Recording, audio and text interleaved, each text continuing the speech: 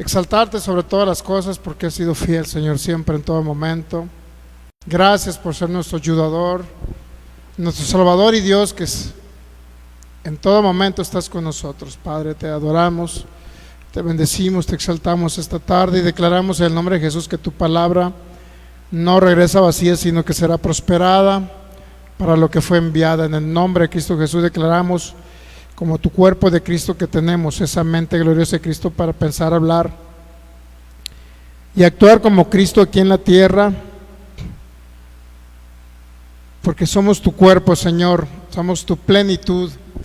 Gracias te damos, maravilloso Cristo, porque tú nos ayudas, Señor, nos edificas, Espíritu Santo, para comprender más estos principios espirituales y eternos acerca de este maravilloso nuevo pacto, acerca del propósito eterno, acerca de cómo podemos, Señor, poder expresarte en la tierra, cómo podemos ser y madurar, ser hijos maduros en Cristo Jesús, y que cada día tú te vayas formando, Señor, en el alma, para llegar a un momento de ser conformados a esa gloriosa imagen y expresar tu semejanza, y tú uses nuestras vidas, Señor, para ayudar y edificar a otros, que uses nuestras vidas para expresarte, para que tú te expreses a través de nosotros y podamos ser una luz donde quiera que estemos y nos desenvolvamos aquí en la tierra.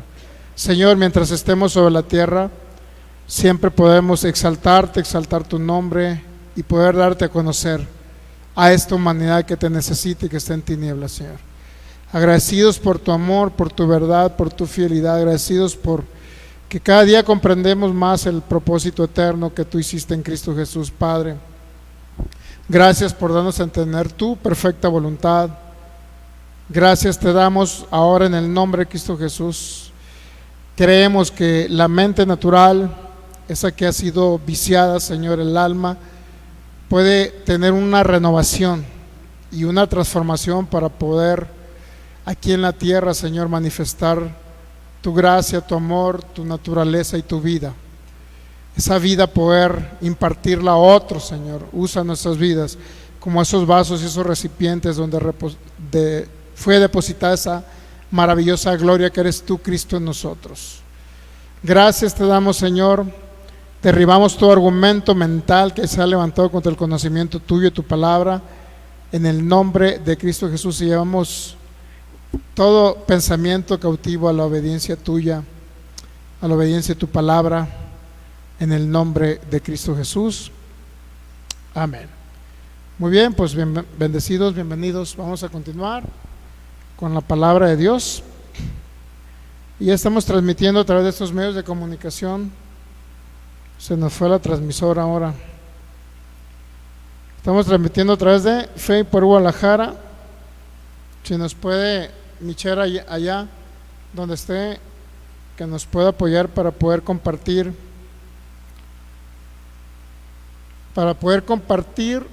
en los diferentes grupos de Facebook.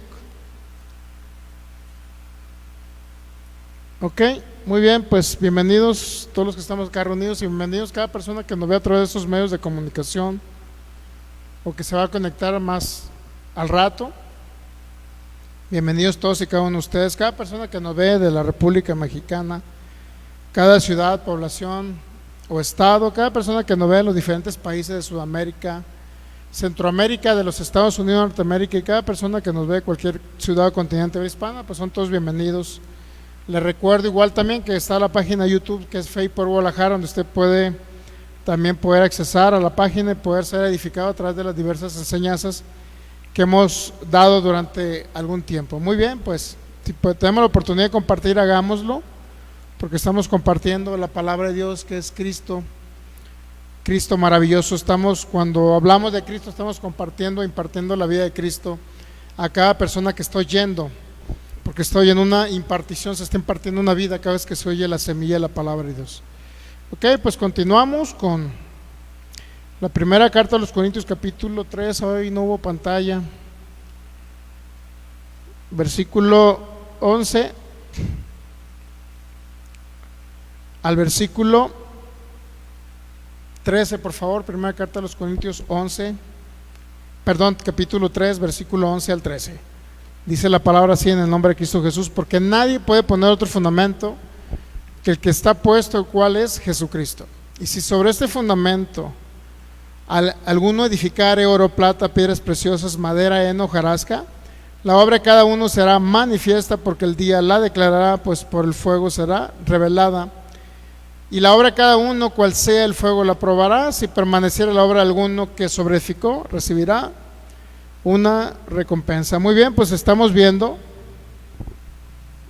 vacas sagradas, y en cierta manera estamos derribando algunas vacas sagradas, sobre todo en la cuestión del análisis a la carta a los Corintios. Como pudimos ver, era una iglesia que, o hemos visto más que nada, es una iglesia que se debió, una vez que el apóstol Pablo estableció el fundamento y la piedra angular sobre lo cual se tenía que edificar esa iglesia local, por decirlo así, porque realmente como iglesia de Jesucristo somos universales, estamos en toda la tierra, ¿sabía? Con diferentes credos, con diferentes dogmas, pero los que tienen como fundamento Cristo Jesús como Señor y Salvador, creo que han sido recreados, han sido salvos, han recibido una nueva naturaleza, están unidos al Espíritu de Cristo. Por consecuencia somos la iglesia de Cristo, ¿verdad? Pero ahorita estamos analizando la problemática de una iglesia local, que es donde básicamente están los problemas, en la iglesia local. Y no dista mucho del problema que existe en la actualidad, ¿sabía? En las iglesias locales no dista mucho el problema que existe con el problema de la iglesia de los Corintios. 7 años bastaron para que se olvidaran de la edificación correcta que es en Cristo.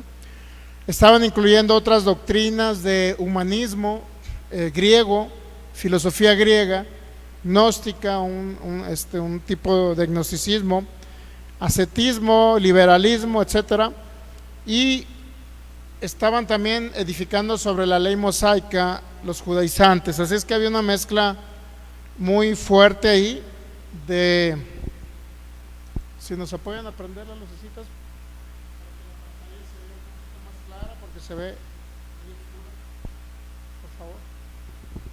Entonces el asunto está en que, bueno, y eso de la luz es como discoteca, eso no. Eso es sí, por favor, para que se vea el fondo un poquito más. Creo que ahí. Ok, sí estamos transmitiendo, sí se oye correctamente, porque se nos fue acá la transmisora y ya no sé quién está por ahí siguiendo la huella. O sea, creo que prendieron.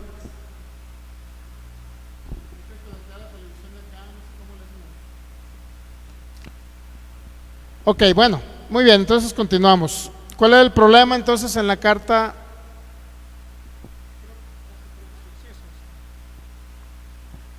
¿Cuál es la problemática en la carta a los Corintios? Bueno, pues que no estaban siendo correctamente edificados, no estaba siendo la base Jesucristo,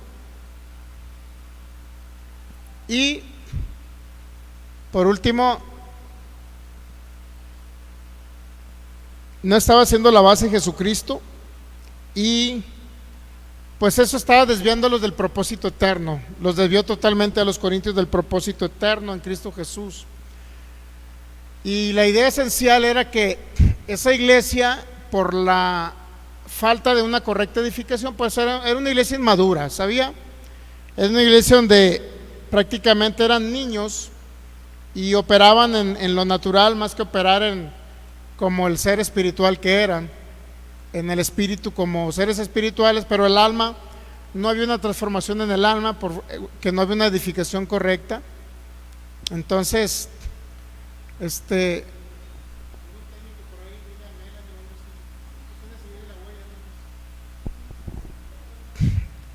ok, entonces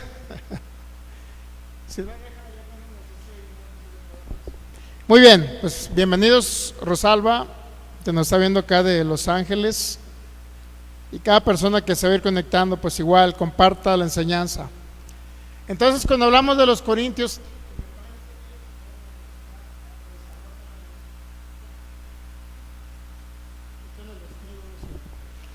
Entonces era una iglesia, la iglesia de los Corintios era una iglesia básicamente con un fundamento incorrecto, con una base incorrecta, y pues todo ello representa que la edificación bajo la ley mosaica y la edificación bajo principios humanistas, en este caso era filosofía griega. Ahorita hay muchas filosofías sobre cuál la iglesia está, básicamente está, ¿cómo se puede decir? Está siendo edificada, no sobre el fundamento de Cristo. Hay mucho humanismo en la iglesia, sabía, mucho meritocracia, mucho hacer para merecer. Esa es la meritocracia, tengo que hacer yo para ganarme la bendición, para ganarme las cosas del Señor. Entonces, básicamente la bendición no nos las ganamos, Él nos las dio gratuitamente por su gracia. Y la bendición obviamente que es Cristo en nosotros, cuando opera Cristo en nosotros, pues podemos ver la bendición manifiesta en muchas áreas de nuestra vida. Ok, entonces nos quedamos por ahí en uno de los problemas que era el número, creo que el 31 es el problema 31, que por lo cual la iglesia de los Corintios, que era el resultado de una mala edificación, para que me entiendan, generó una inmadurez al usar el don de lenguas, y eso lo pudimos ver en la reunión anterior, en la primera carta de los Corintios, capítulo 14, ¿no? Siendo el don de lenguas como una para la edificación en la iglesia cuando se une con otro don. 32, problema número 32, había un caos en sus reuniones, 1 Corintios 14 del 26 al 39, y Pablo dijo: Dios no es un Dios de confusión. Ok, muchos hablaban en lenguas, no había quien interpretara, y a fin de cuentas los 4 géneros o clases de lenguas a lo mejor estaban siendo operativos en la iglesia, estaban operando en la iglesia. Sin embargo, no eran necesarios los 4 géneros. ¿Sí me explico? Cuando usted habla en lenguas y habla en su casa, pues usted así mismo se edifica, porque el Espíritu Santo le da una confirmación como hijo de Dios de lo que usted está oyendo, si realmente es una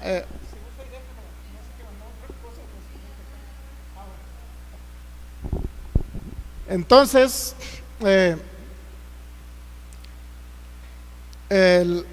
había un caos en las reuniones, ¿no? Había un caos en la reunión de los Corintios. Eso lo puede ver en la primera carta de los Corintios 14, el 26 al 39. Sus cultos o sus reuniones, sus servicios eran básicamente era un desorden, ¿no? Todos hablaban en lenguas, nadie interpretaba, y llegaba un incrédulo a las reuniones y pues no entendía porque no se profetizaba en el lenguaje o no se hablaba con profecía, que básicamente es tratar de o hablar de Cristo Jesús, todo lo que representa la verdad presente y la obra terminada de Cristo Jesús, y que estaba en simbolismos, tipos y figuras en el Antiguo Testamento. ¿Ok? Entonces, problema número 33. Antes del problema número 33, quiero mencionar otro problema que había en la primera carta a los Corintios, capítulo 11. Primera carta a los Corintios, capítulo 11, había o hacían acepción de personas cuando celebraban la cena del Señor. Dice el versículo, primera carta a los Corintios, capítulo 11,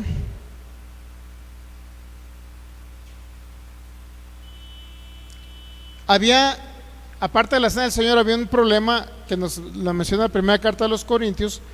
Había un problema de una identificación cultural incorrecta acerca de lo que representa el Evangelio. Los judíos regularmente estaban acostumbrados a que sus mujeres utilizaran algo que se denominaba el velo, ¿no? Sin embargo, como podemos ver ahí en la primera carta a los Corintios, los primeros versículos, voy a hacer un poquito énfasis en esto para poder entender. Versículo 4, primera carta a los Corintios 11, versículo 4, dice: todo varón que ora o profetiza con la cabeza cubierta afrenta su cabeza, pero toda mujer que ora o profetiza con la cabeza descubierta afrenta su cabeza, porque lo mismo es que si se hubiese rapado. Pues como sabemos nosotros, ¿por qué Pablo menciona el rapar? Una mujer rapada. ¿Por qué me cree que mencionas a las rapadas? Bueno, eran las mujeres, eran las profetisas de la diosa, ¿cómo se llama la diosa? Se me va, Afrodita, ¿no? La diosa de la sexualidad y del amor, según ellos, ¿no? Era por lo cual ellos adoraban a través de 1000, creo que había 1000 profetisas que se dedicaban literalmente pues a entregar su cuerpo básicamente como un culto a las personas que iban y querían adorar a la diosa Afrodita. Pues era la manera en que ellos, era manera cúltica, vaya, en que ellos adoraban a esa diosa. Por obviedad, se prostituían en ese templo y había un relajo, ¿no?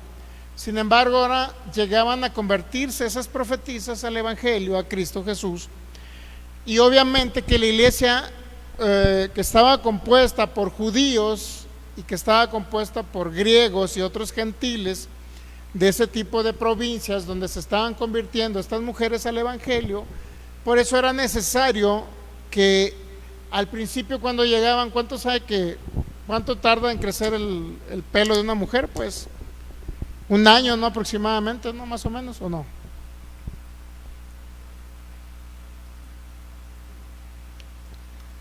Depende, ¿con piojos o sin piojos?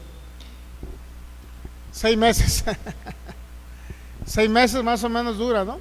Ok, entonces, regularmente, ¿qué era lo que pasaba? Pues mientras no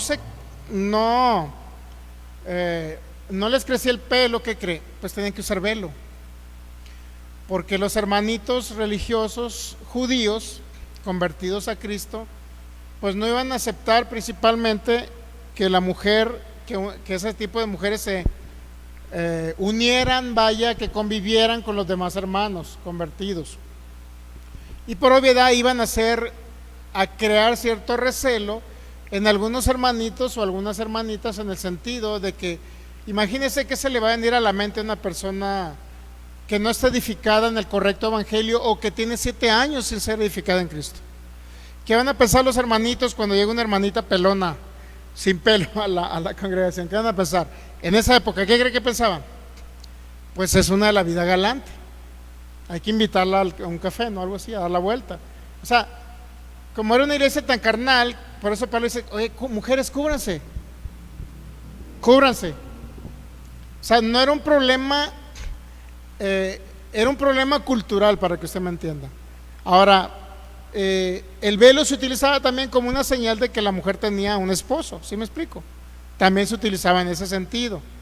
O sea, en cierta época, muchísimos siglos antes de cuando estaba el apóstol Pablo escribiendo esta carta, en el primer siglo, no recuerdo en qué época fue, que la mujer era al revés. Cuando se cubría la cabeza, todo lo contrario, se cubría la cabeza, y era una mujer que se dedicaba a la vida galante. No sé, no recuerdo exactamente en qué tiempo, ¿no? No sé si fue un caso que pasó ahí con uno de los 12 hijos de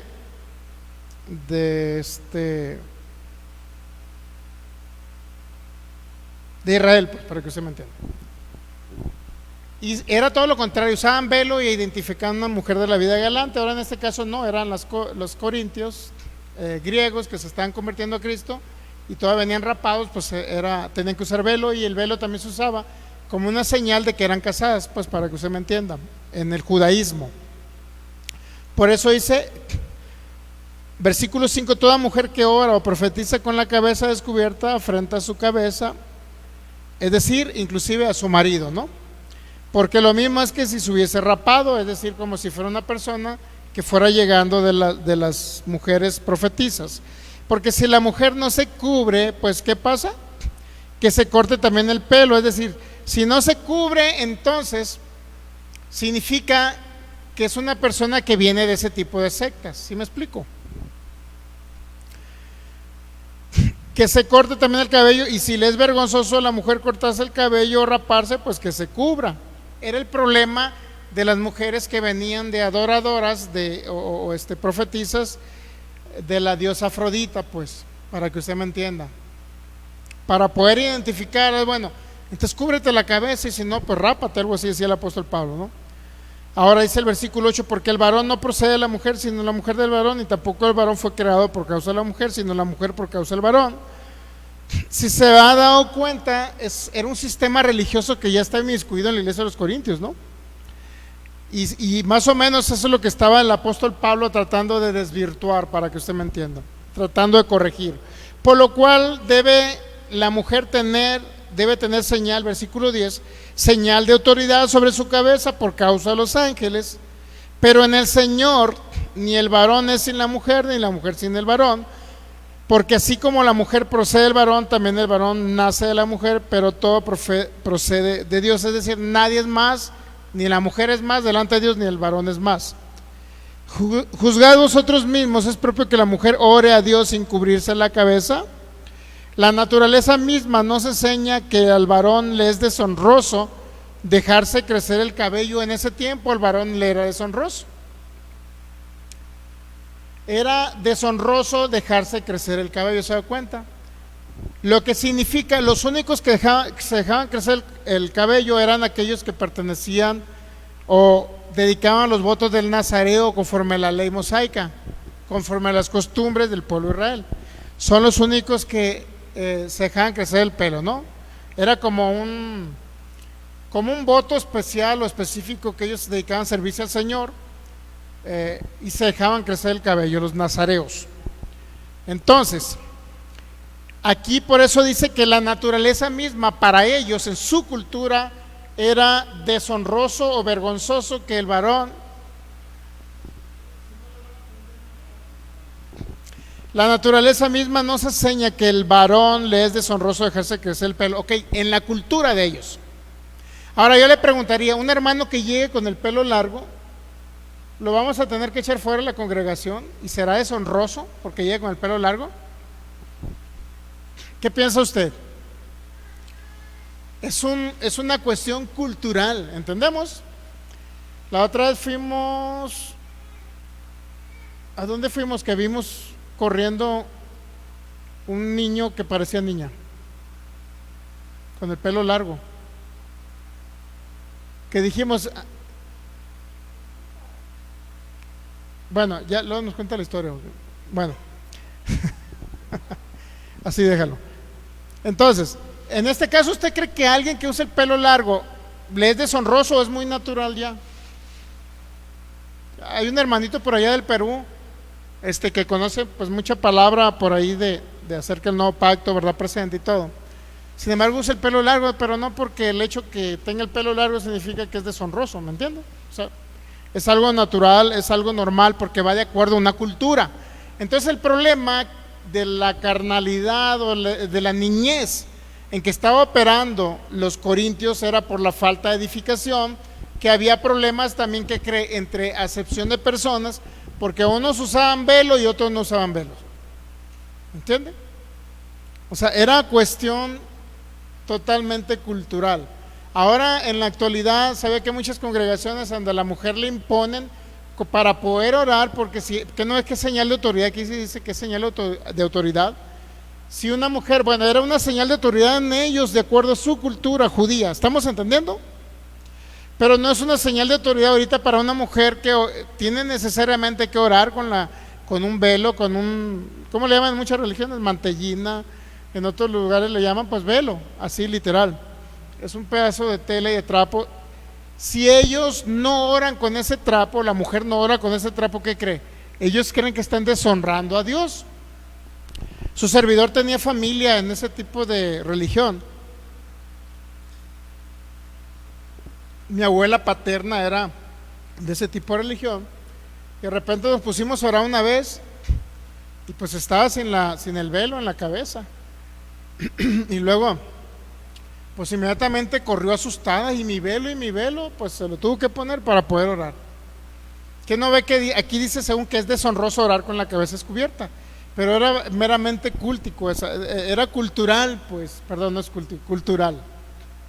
Era cultural, era una cultura de un tiempo, era una moda de un tiempo. Ahorita las mujeres, imagínense traerlas con ese velo y con esos calorones de 45 grados y un velo, Dios mío.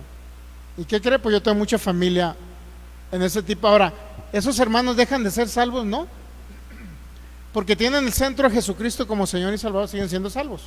El único problema es que agarran unos pasajes fuera de contexto cultural en este caso y lo imponen a las hermanas para efectos de que se aplique aquí como si fuese una doctrina del apóstol Pablo, una doctrina de Jesucristo, una base esencial sobre lo cual se tiene que edificar a la iglesia. Esta edificación es incorrecta. ¿Por qué cree? Porque es meramente cultural. ¿Usted cree que la cultura de la actualidad ahorita le puede aplicar a usted como edificación del cuerpo de Cristo?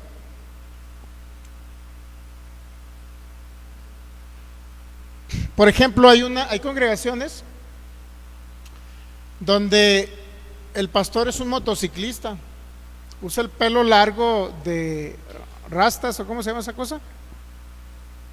Rastas, y anda en una motocicleta y llega al servicio y todo tatuado, y da el servicio y van muchos motociclistas a congregarse ahí. Pues es su moda, es su look, es su forma de vestir, es una cultura para ellos, y van y se congregan. Tiene una congregación grandísima en Estados Unidos. Ahora, ¿está mal eso?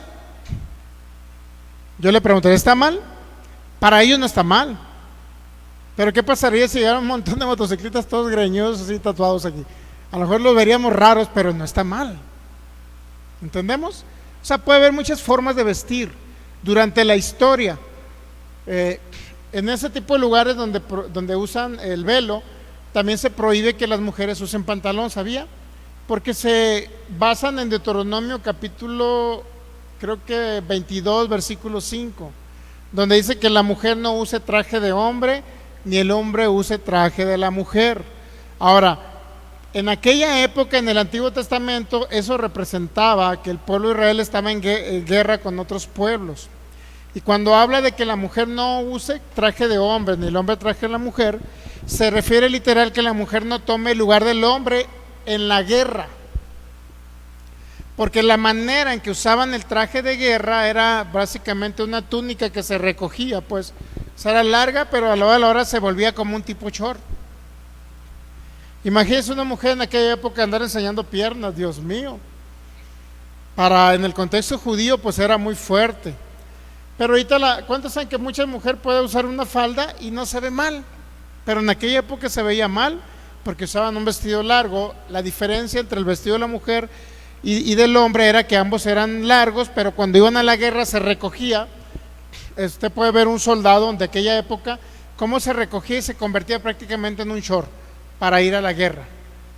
Entonces, en ese contexto se escribió esa parte, y resulta que en este tipo de congregaciones, cristianas obviamente, hijos de Dios, pero están tratando de imponer una moda, no está una cultura.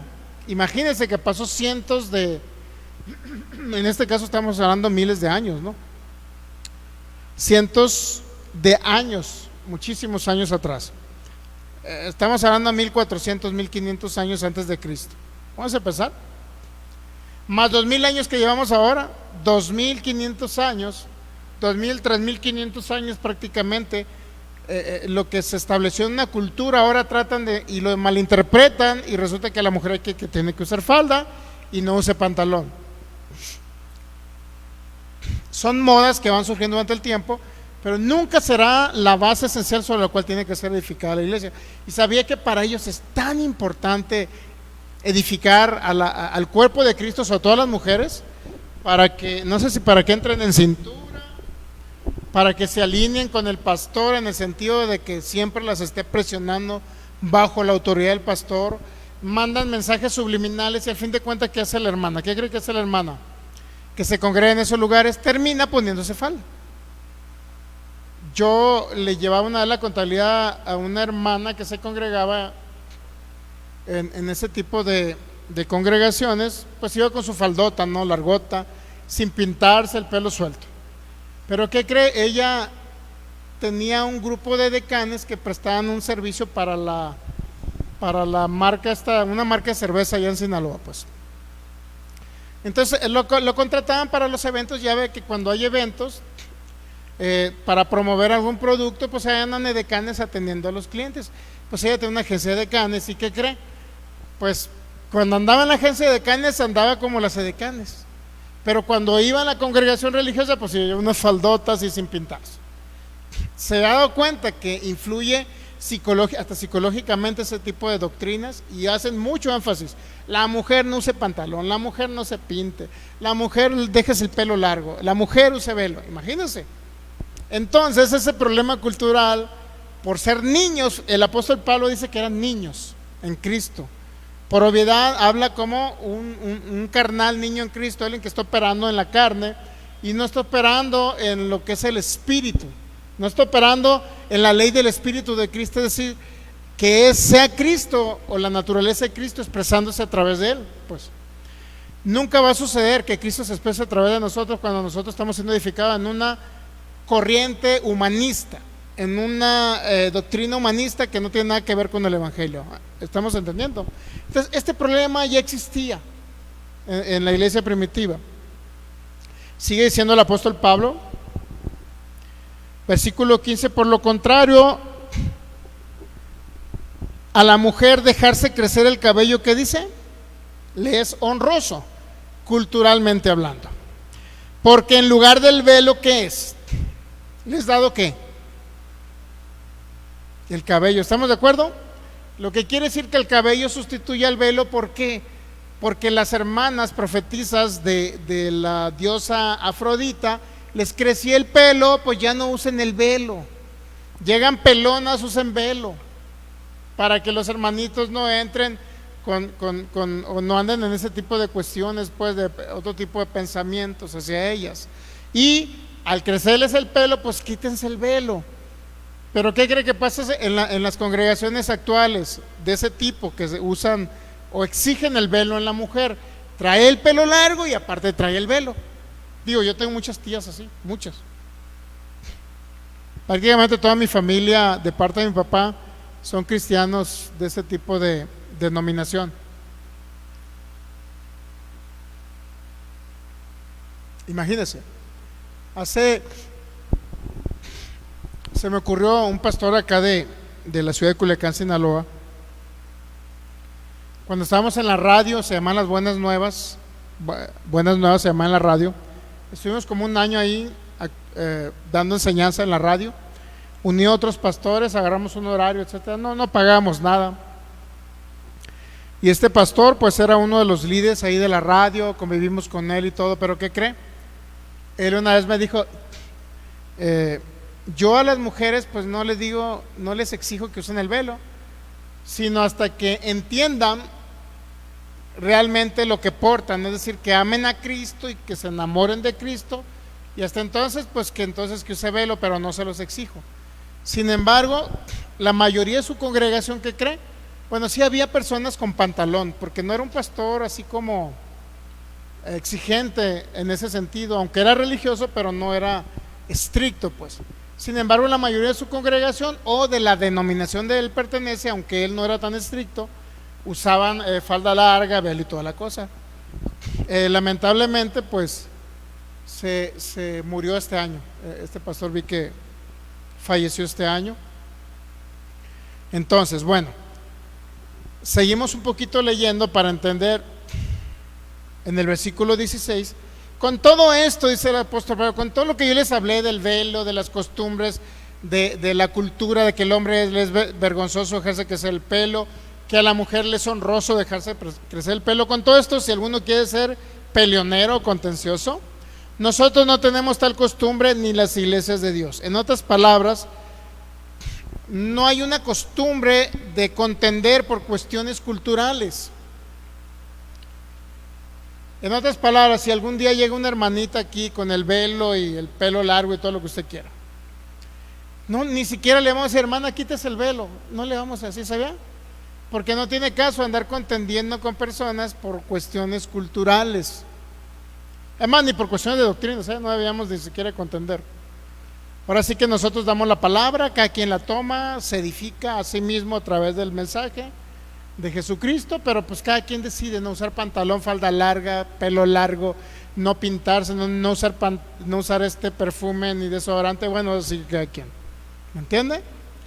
Pero o sea, hay lugares tan estrictos que ni siquiera dejan a las mujeres. Que hay en una iglesia en Culiacán, Sinaloa, ¿no?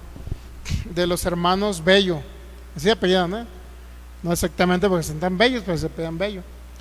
el pastor ese, toda su congregación les prohíbe que usen el pomito de olor, porque dice Isaías capítulo 3 que las hijas de Sión, creo que el capítulo 3 dice algo así, no recuerdo, dice que las hijas de Sión usaban ese mentado pomito de olor, iban contorneándose cuando caminaban. Pues no era más que una figura de un tipo de Israel alejado del propósito eterno. Eso era lo que se refería. Entonces pues lo toman literal, y ahora las mujeres que ni pomito de perfume. Imagínense cómo andan las hermanas y con el calorón que hacen en Culiacán, Sinaloa, sin usar desodorante. Pónganse a pensar, Dios mío.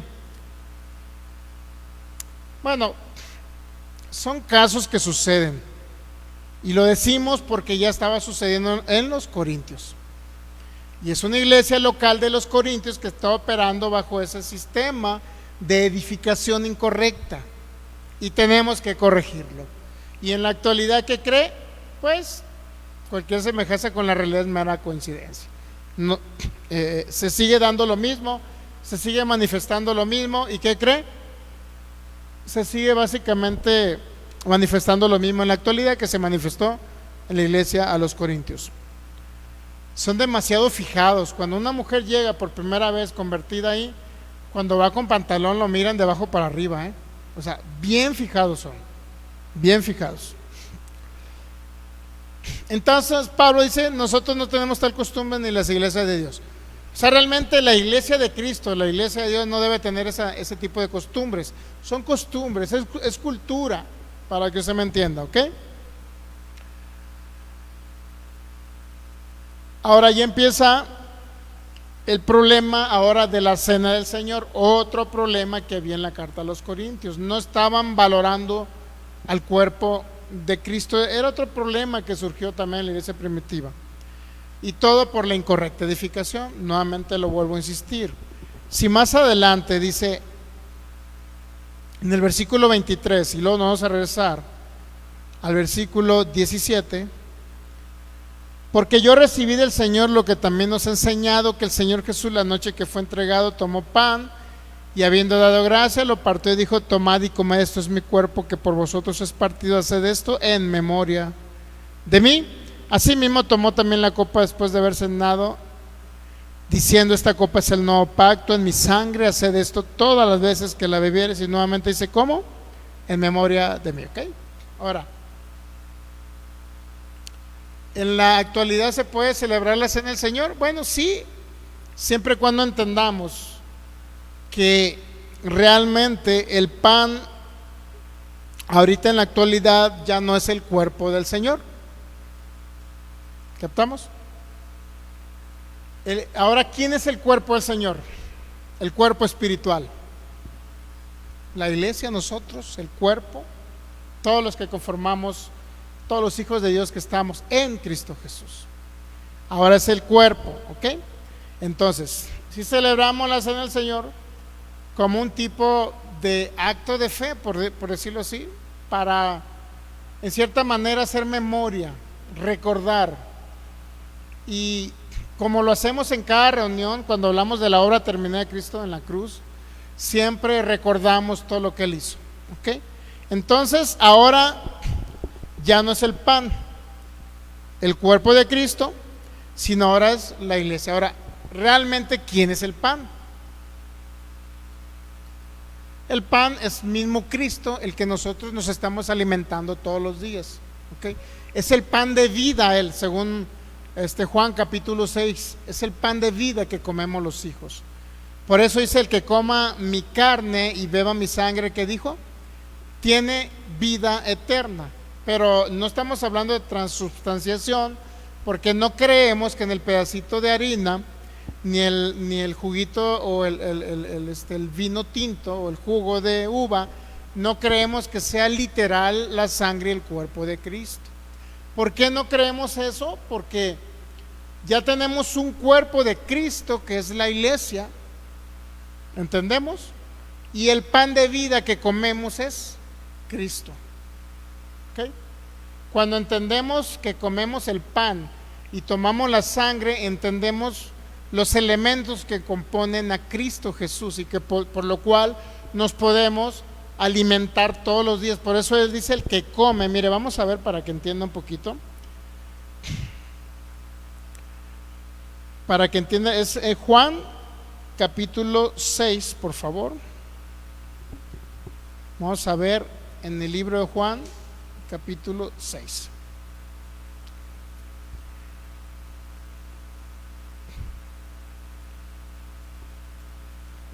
Versículo 54, podemos empezar en el 54.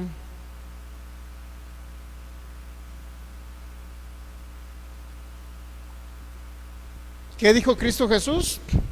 El que come mi carne. Bueno, vamos a leer el 53, creo que está muy interesante también. O el 52 para que tengamos un poquito.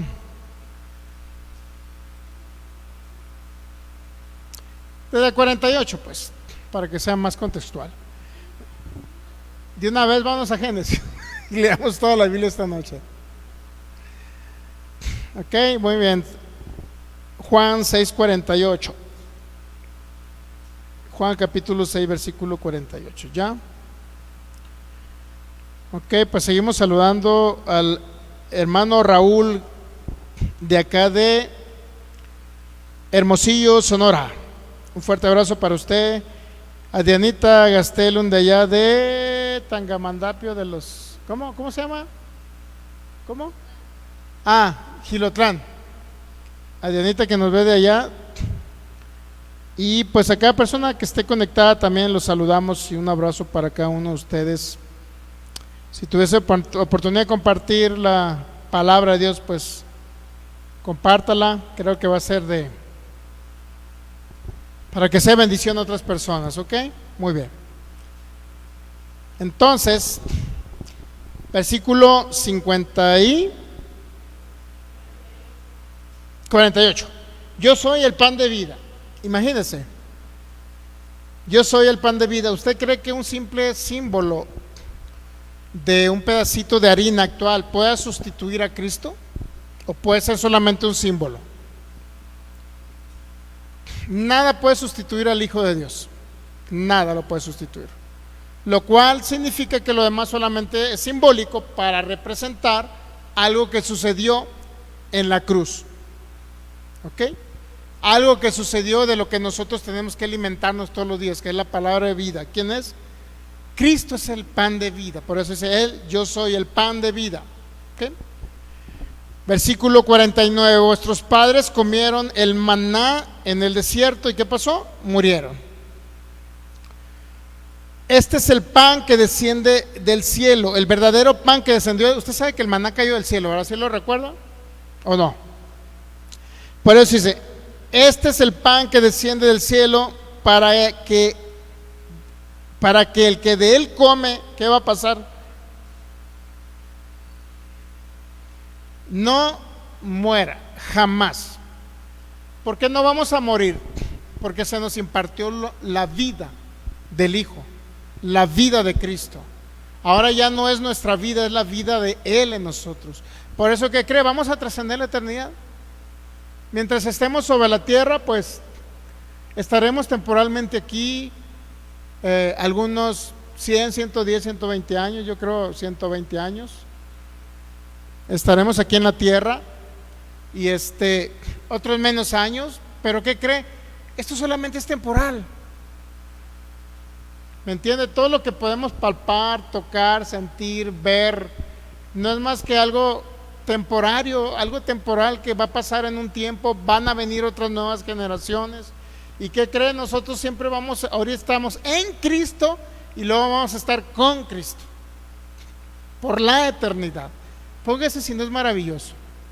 A veces nos preocupamos por cuestiones temporales de lo que nos pasa, ¿no? Y andamos a veces preocupados o no dormimos o andamos ahí por cuestiones temporales que solamente sabemos que son temporales, van a pasar.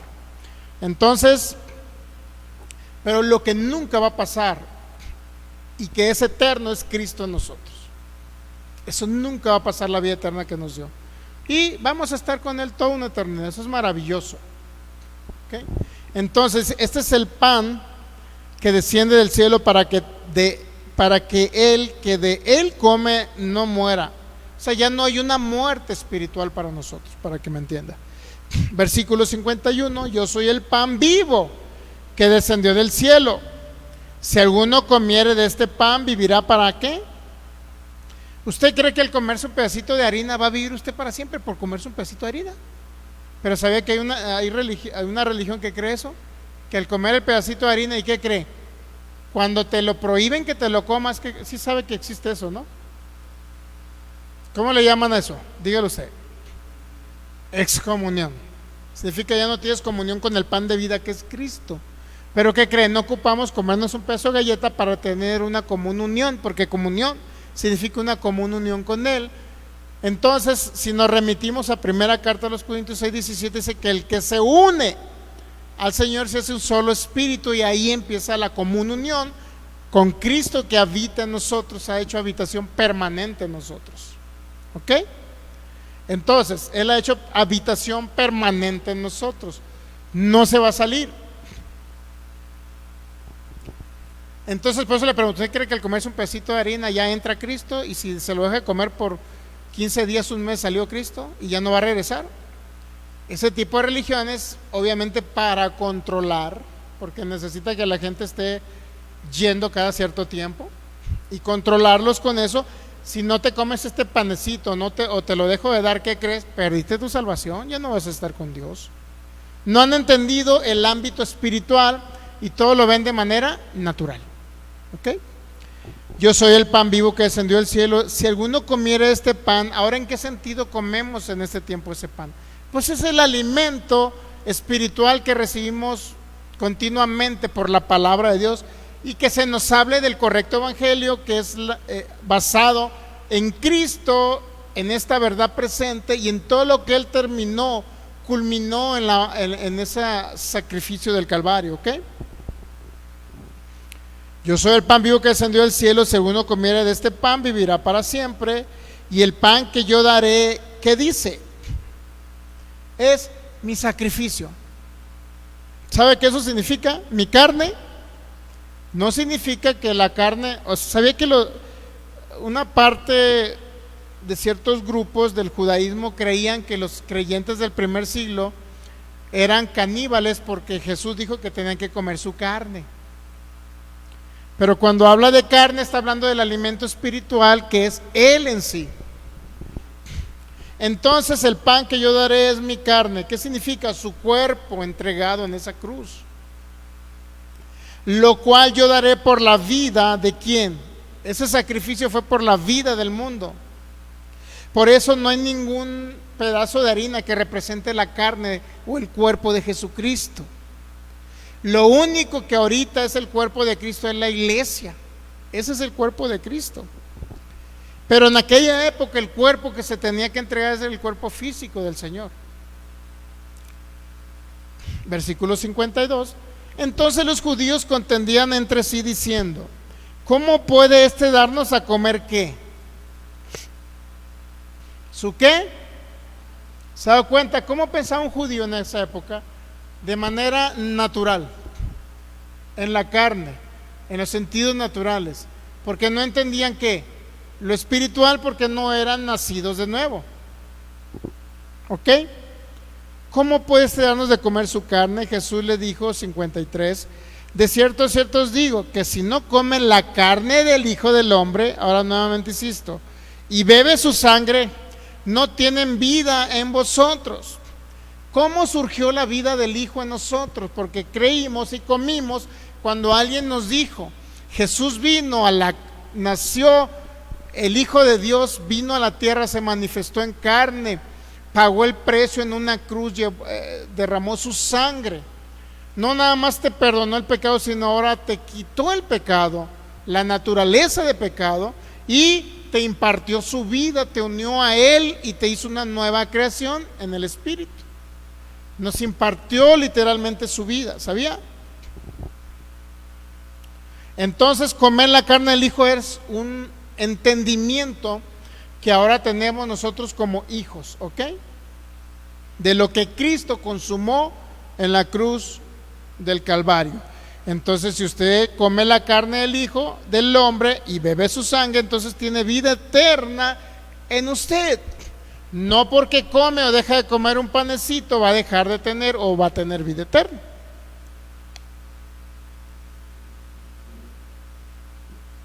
¿Y cómo lo veían los fariseos?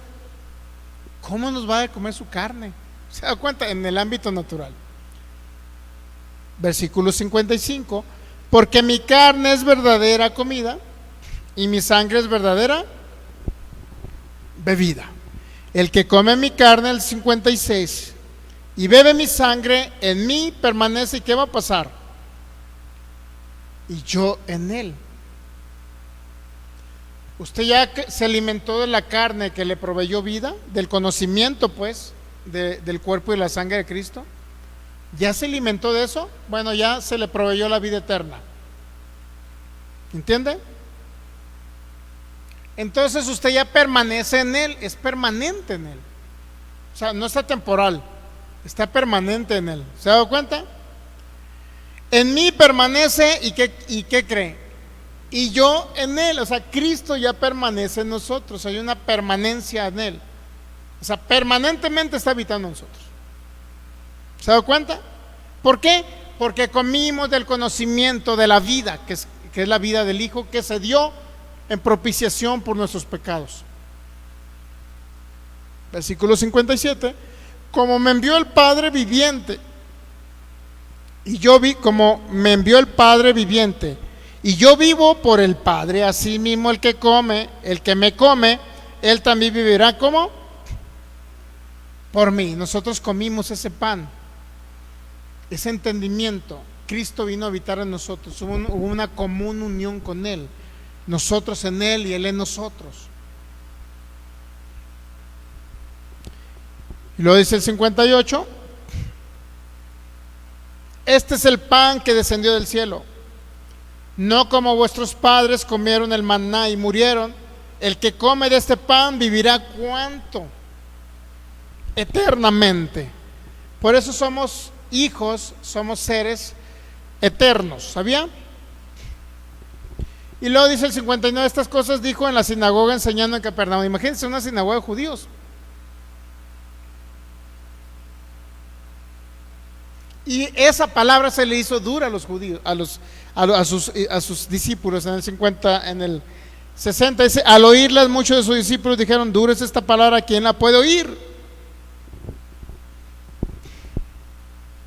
Y Jesús dice: ¿esto les ofende? Y lo dice el 62: pues qué si vieres al Hijo del Hombre subir a donde estaba primero. Eso les tocó a los discípulos en Hechos capítulo 1, ¿sabían? Ellos vieron ascender al Hijo otra vez a la diestra del Dios Padre. Ellos lo vieron.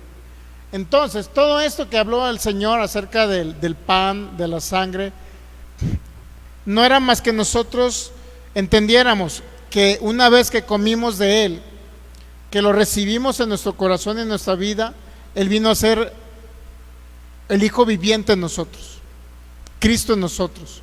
Ahora, y nosotros estamos en Él y Él en nosotros, ¿ok?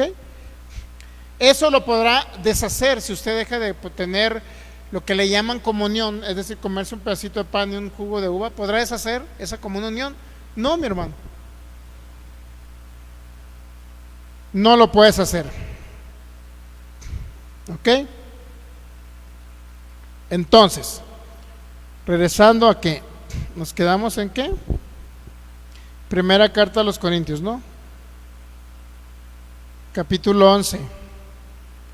Por eso le digo, tomad y comed, esto es mi cuerpo. Ahora, la pregunta sería, si originalmente usted comió el pan de vida, que es Cristo, y bebió de su sangre, del entendimiento de lo que pasó con ese cuerpo glorioso de Cristo que fue entregado, y esa sangre que fue derramada, eso necesita usted entender en el Espíritu, para que entonces usted adquiriera esa vida eterna, que es la vida de Él en nosotros, ¿ok? Ahora, ¿de qué entonces se tiene que seguir alimentando? Porque dice el que permanece en mí, ¿no? Tenemos que permanecer en esa palabra del Hijo de Dios, entendiendo lo que el Hijo de Dios consumó, y que Él era el propósito eterno del Padre venirse a manifestar aquí. El Padre a través del Hijo impartirse o venir a habitar en el cuerpo, en la iglesia, en los seres humanos, para que ahora Dios tuviera que crear una familia por la cual Él operara aquí en la tierra, unos hijos por lo cual gobernar aquí en la tierra, y que el rey, la cabeza, siempre sea Cristo Jesús. En ese entendimiento, si nos vamos a la primera carta a los Corintios 11, entonces vamos a entender que había un problema en una iglesia local acerca del entendimiento del cuerpo de Cristo. Si Cristo murió por nosotros y vino a habitar en nosotros cuando comimos de ese pan, entonces eso significa que toda la iglesia de Cristo debe tener que creer el mismo estatus, los mismos derechos de hijos, nadie más, nadie menos. Y en ese sentido se estaba celebrando la cena del Señor. Si vamos a la primera carta a los Corintios capítulo 11 versículos 17, y por ahí viene un subtítulo: abusos en la cena del Señor, ¿no? Pero al anunciarles esto que sigue, dice Pablo, no os alabo, es decir, no, ¿cómo le puedo decir? No os alabo significa que no está de acuerdo pues con lo que estaba sucediendo. O sea, no los felicito pues, no los puedo felicitar, dice Pablo, porque no se congregan para lo mejor, sino ¿para qué? Para lo peor. Fíjese todo lo que produce una edificación incorrecta, fuera del pan de vida que es Cristo. Fíjese todo lo que produce, todo lo que está produciendo. ¿Lo puede captar? Entonces dice: no os alabo, pero al anunciarles esto que sigue, no os alabo, porque no se congregan para lo mejor, sino para lo peor. Pues en primer lugar, cuando se reúnen como iglesia, oigo que hay entre vosotros, ¿qué había? Se estaban divididos.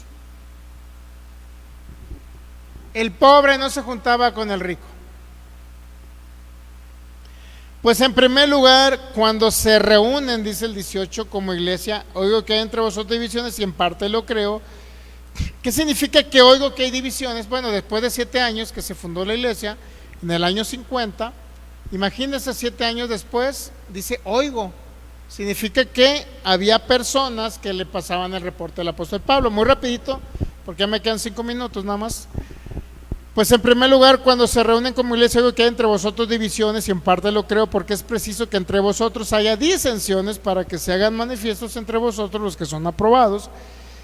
Cuando pues os reunís vosotros, esto no es comer la cena del Señor. ¿Qué está diciendo el apóstol Pablo? Cuando ustedes se reúnen, ¿no es acaso esto comer la cena del Señor? O sea, el comer la cena del Señor no es que se echen necesariamente el pedacito del pan, o el juguito, o el vino tinto, en ese caso, en esa época. Eso no era necesariamente comer la cena del Señor, sino reunirse como cuerpo de Cristo. Eso es, según lo que Pablo dice, comer la cena del Señor. Que se amen unos a otros, que se apoyen unos a otros, que vivan en hermandad unos con otros, que vivan como una iglesia unida, que no haya divisiones, que no haya diferencias, que sean de un mismo sentir, que todos se sigan edificando en Cristo, que nadie ande por un lado y nadie ande por otro lado, como pasó en la primera carta a los Corintios capítulo 5, que un joven estaba con su madrastra, pues. Entonces, que no haya ese tipo de cuestiones de niños carnales operando en la iglesia de Cristo. Y luego dice, entonces, cuando se unen ustedes, no es comer la cena del Señor. O sea, en otras palabras, el reunirnos como cuerpo de Cristo, eso es comer la cena del Señor. Ahora, cuando participamos de los símbolos de la cena, eso representa una unidad en el cuerpo de Cristo operativo que está operando aquí en la iglesia. ¿Entendemos? Porque el comer, cada uno se adelanta a tomar su propia cena, y uno tiene hambre y otro se embriaga. Pues, ¿qué? ¿No tenían casas donde coman y beban, o menosprecian la iglesia de Dios? Fíjese, en otras palabras, unos se adelantaban a comer y otros dejaban, no comían, pues para que usted me entienda.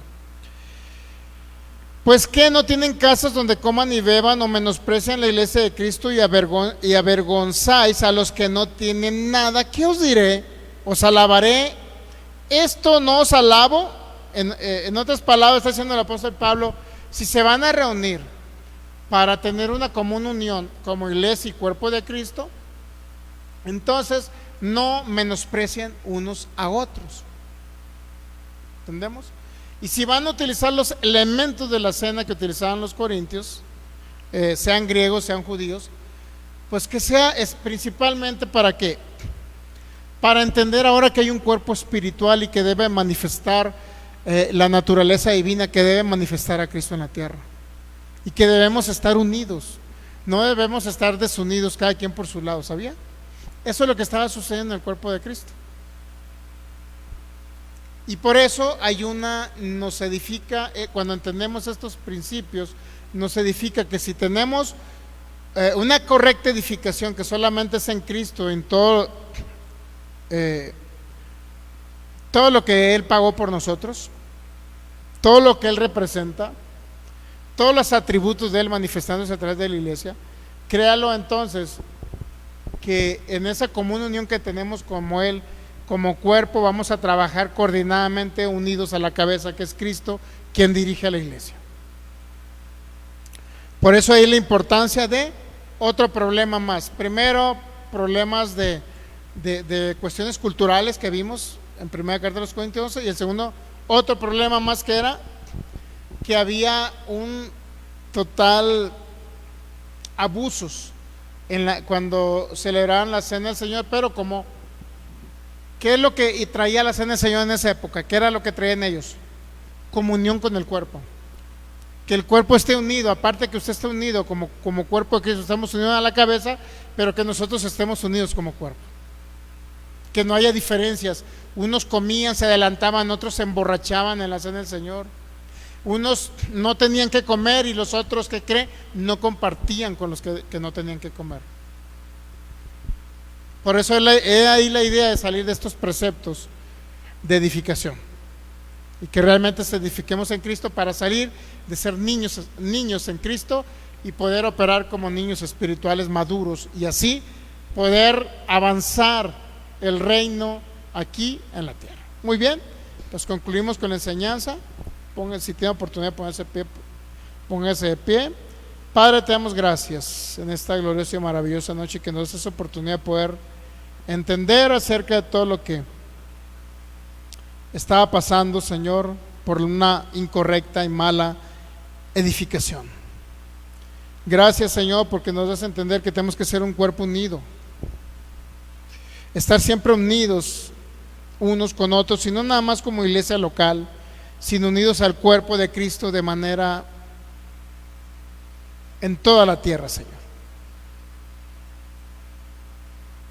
Y tenemos que estar unidos como cuerpo de Cristo, apoyarnos unos a otros como iglesia local, pero apoyar también a otros hermanos en Cristo de cualquier otro lugar de la tierra, Señor. Ese es nuestro máximo anhelo, poder entender lo que estaba sucediendo en la cena del Señor, pero para tener comunión unos con otros. Esto es la cena del Señor, que el cuerpo de Cristo esté unido en una común unión con Él,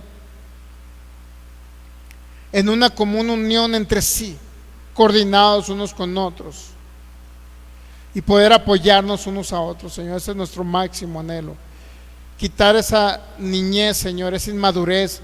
Por eso nos seguimos edificando en ti, que eres la cabeza, precioso Cristo. Nos seguimos edificando en esta verdad presente, en la obra consumada en la cruz, en todo lo que tú pagaste, para que tus atributos, tu naturaleza, tu vida se expresen a través de nosotros como cuerpo de Cristo, y poder actuar en ese mismo amor con otros, Señor, en el nombre maravilloso de Cristo Jesús. Amén. Muy bien, pues nos despedimos de las personas que estuvieron conectados: hermana Alexa, Dianita, hermano Raúl acá, Hermosillo, Rosalba, y bueno, no sé si alguien más estuvo conectado ahí, no se ve alguien más ahí, según después veo que personas comentaron, y de repente digo, bueno, no los saludamos, pero porque no los veo aquí. Pero bueno, compartan la enseñanza si fue edificación para su vida. compártala porque queremos seguir edificando a una gran parte de la iglesia para que puedan madurar y realmente puedan vivir en esa común unión y practicar la común unión como cuerpo de Cristo aquí en la tierra. Bendecidos en Cristo, nos despedimos, nos despedimos de cada uno de ustedes. Y todos los que se van a seguir conectando, pues igual un abrazo para cada uno de ustedes que no pude ver conectado, pues igual les enviamos un abrazo y un saludo acá de Jalisco, México. Muy bien, pues quedamos despedidos y la persona que no tiene a Cristo en su corazón comience por el primer acto de fe.